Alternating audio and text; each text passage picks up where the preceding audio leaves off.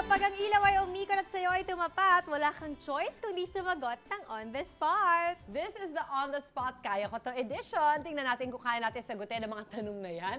Let's Ito begin. na nga, Mars. Simulan na natin to. Huwag na natin patagalin pa. Let's go. Kinakabahan ako! On a live interview,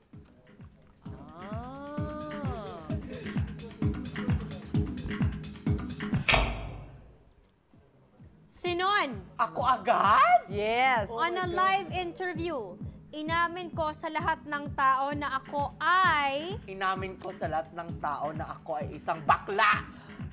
Nagulat pa ba sila? Nagulat ba sila? Ay, papasok pala na interview, pumapalakpak ka na, nag-gets na yata nila. Tapos sila, naka-heels ka rin. Okay. Gets namin yun. Mars, ikaw na. Ako na. Bitinin mo muna ang tanong. May bitin na tanong. First stage muna.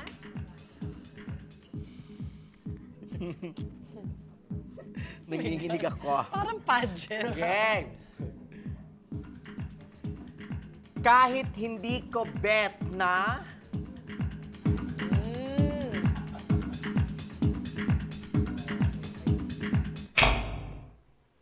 Marcus. Boss. Kahit hindi ko bet na blank, tinanggap ko pa rin ang role na Blank. blank. kahit hindi ko bet na Blank. Tinanggap ko pa rin ang role na blank. ano ba? Hindi ko bet ang magsuot ng mga sexy na damit. Pero tinanggap ko pa rin ang role na 'yon.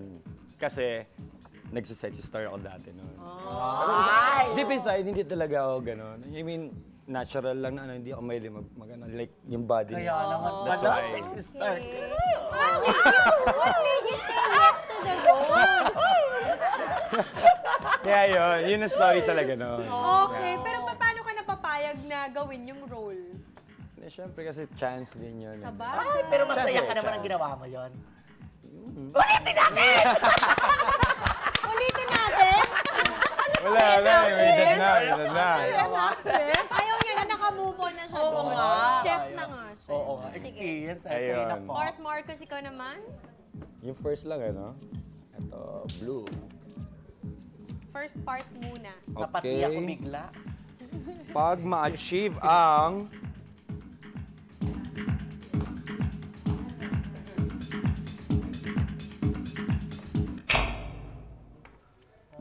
Suzy and Sinon. and Oh, Sinon. ay. Okay, sa inyong dalawa.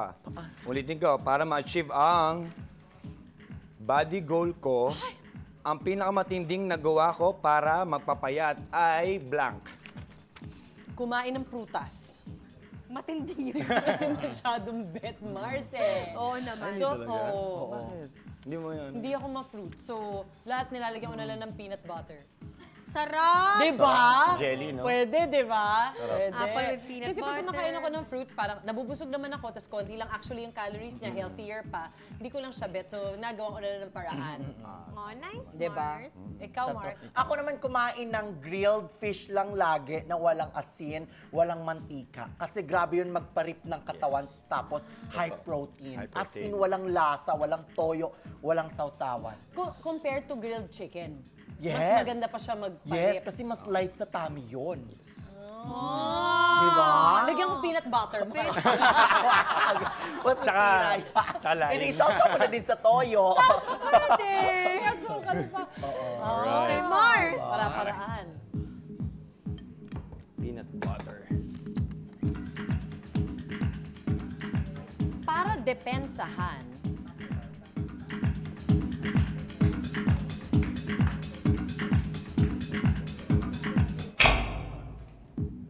Sino ba? Oy, Camille, Suzy, ang mga anak o pamilya ko, minsan akong nanugod at nang away dahil sa... Ba't ka natatawa? Ikaw muna, Amanda. Sige, ako muna. Parang isang beses lang akong nang away. Hindi naman Okay. nang away, pero medyo na beast mode.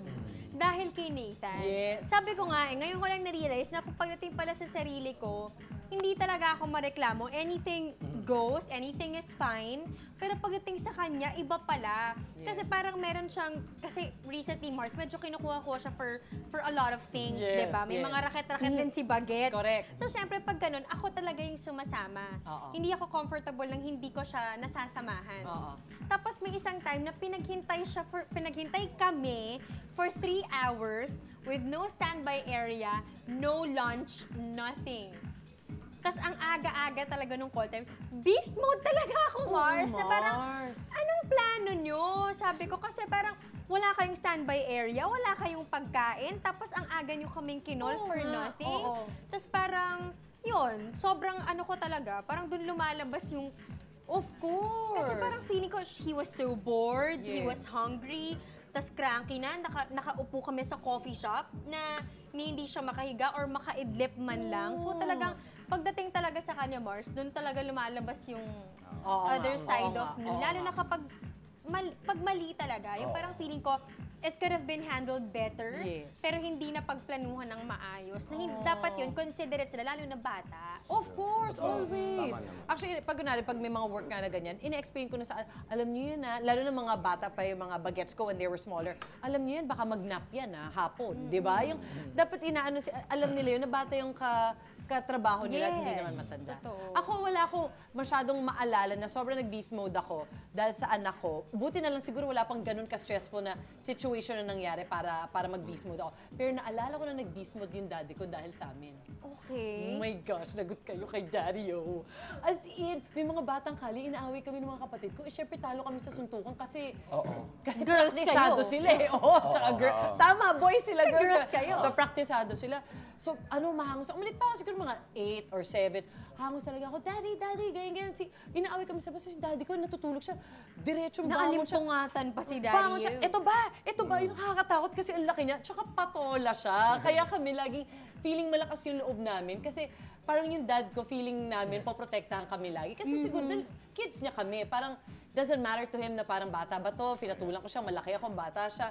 Pero nakita niya na nag-iiyak na kami, tsaka nagtatakbo na kami. Alam naman niya, hindi naman kami basta-basta Fear magsusumbong. talaga, Mars. Oo. Oo. Kaya I think any parent, given that situation, mag-beast mode Totoo talaga. naman. Totoo. Ay!